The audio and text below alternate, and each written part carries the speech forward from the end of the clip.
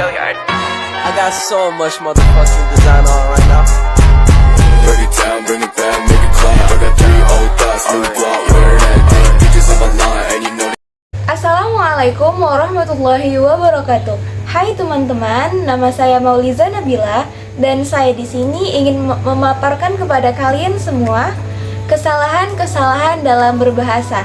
Nah, sebelum kita pergi lebih jauh untuk membahas kesalahan-kesalahan dalam berbahasa, sebelumnya kita harus tahu dulu nih, kenapa sih kita harus berbahasa Indonesia dengan baik dan benar? Ya, tentu saja jawabannya adalah bahasa Indonesia adalah alat pemersatu bangsa. Seperti yang kita tahu dan kita lihat dari latar belakang kultur bangsa Indonesia, bahwa bahasa Indonesia adalah alat pemersatu bangsa dan bahasa Indonesia sendiri adalah bahasa nasional dan bahasa sebagai pengenal kita dan pembeda kita antara kita sebagai bangsa Indonesia dengan bangsa-bangsa lainnya. Dan tentu diwajibkan atas kita sebagai rakyat Indonesia yang baik menggunakan bahasa Indonesia yang baik dan benar. Nah, selanjutnya kita akan membahas apa itu kesalahan-kesalahan dalam berbahasa.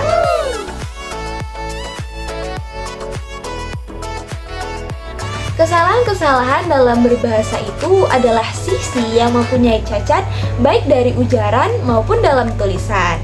Nah, sebabnya tuh juga bermacam-macam teman-teman. Contohnya adalah tidak menggunakan tata bahasa yang baik dan benar, tidak menggunakan tata bahasa yang sesuai dengan situasi, menggunakan istilah-istilah asing yang padahal sudah ada loh tatanannya dalam bahasa Indonesia, dan alasan-alasan lain sebagainya. Nah, tentu saja tujuan kita membahas tentang kesalahan-kesalahan dalam berbahasa ini adalah agar kita lebih berhati-hati dalam berbicara, tidak sembarangan mengucapkan kata-kata yang salah, dan membuat kita lebih menjaga tatanan bahasa Indonesia yang baik dan benar. Nah, teman-teman, sekarang kita masuk ke materi inti kita, yaitu kesalahan-kesalahan dalam berbahasa. Dan sekarang saya akan memaparkan 10 kesalahan dalam berbahasa. Nah, berikut contoh-contohnya dalam lingkungan sekitar kita. Yang pertama adalah kesalahan hiperkorek. Kesalahan hiperkorek adalah kesalahan yang sering terjadi pada pergantian huruf, seperti huruf P ke huruf F. Contoh katanya adalah paham menjadi kata faham menggunakan huruf P atau huruf F. Nah, jadi di sini sering terjadi perselisihan atau kesalahan dalam berbahasa. Banyak orang yang menggunakan kata-kata, contohnya nih, ada yang belum paham menjadi ada yang belum paham. Kira-kira mana nih antara dua kalimat ini yang benar ya? Tentu saja jawabannya menggunakan huruf P. Menjadi ada yang belum paham, bukan ada yang belum paham. Jadi teman-teman, bukan menggunakan huruf F ya. Yang benar adalah menggunakan huruf P. Paham, bukan paham. Yang kedua, kalimat efektif. Nah, contoh kalimatnya adalah saya tidak suka warna hijau dan tidak suka warna merah.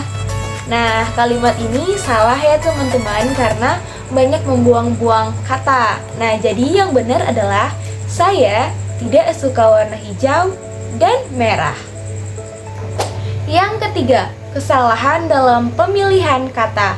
Nah, contoh dalam kesalahan dalam pemilihan kata adalah saya sedang mendownload lagu. Nah, ini salah ya teman-teman. Yang benar adalah saya sedang mengunduh lagu. Kesalahan yang keempat ada pada spanduk di atas. Nah, di sini ada spanduk dengan kata dijual. Nah, yang seharusnya adalah kata diikuti dengan kata kerja pasif, sedangkan kata di depan di harus menunjukkan kata tempat. Nah, kata Ibu Handi seharusnya digabungkan, bukan dipisahkan. Seharusnya dijual, bukan dijual. Kesalahan yang kelima. Nah, teman-teman, banyak kita jumpai di jalan-jalan perbedaan kata fotokopi. Apa aja ya? Ada fotokopi, ada fotokopi, ada menggunakan huruf F dan huruf H menjadi fotokopi, dan ada juga fotokopi, dan lain sebagainya. Nah, kira-kira mana ya di antara banyak kata ini yang benar? Oke, mari kita cek. Nah, yang benar adalah kata fotokopi. Nah, kata fotokopi ini masuk dalam kaidah bahasa yang benar. Nah, tapi kata fotokopi ini tidak boleh dipisah ya teman-teman. Jika dipisah akan menyebabkan beda pemaknaan, menjadi makna foto dan kopi. Yang keenam, pada kalimat aku sedih kelinciku meninggal. Nah, disebabkan kelinci adalah hewan, jadi diharuskan menggunakan kata mati, bukan meninggal. Nah, jadi yang benar adalah aku sedih kelinciku mati. Yang ketujuh, seperti spanduk di atas, bacaannya apotik. Teman-teman, sudah kita ketahui bersama bahwa kata apotik itu bukanlah kata baku. Nah, yang benar adalah apotek. Jadi, apotik itu salah ya teman-teman. Yang benar adalah apotek, karena apotik itu bukanlah kata baku, melainkan adalah kata tidak baku. Yang kedelapan, teman-teman, misalnya nih ada soalan.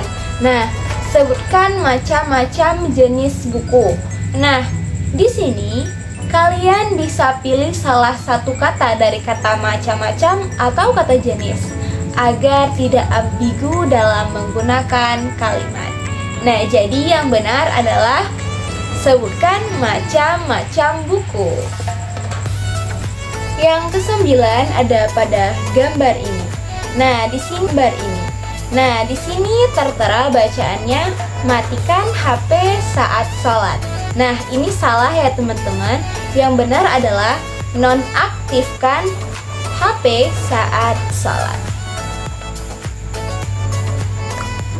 Yang ke-10 yaitu pada nama bulan. Misal nih dalam surat tertera bulan November. Jadi kata November ini salah ya teman-teman.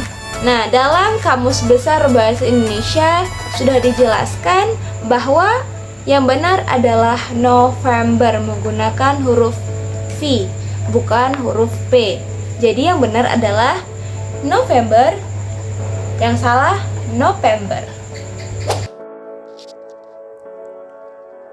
Sekian pemaparan materi dari saya, lebih dari kurang mohon maaf. Wassalamualaikum warahmatullahi wabarakatuh.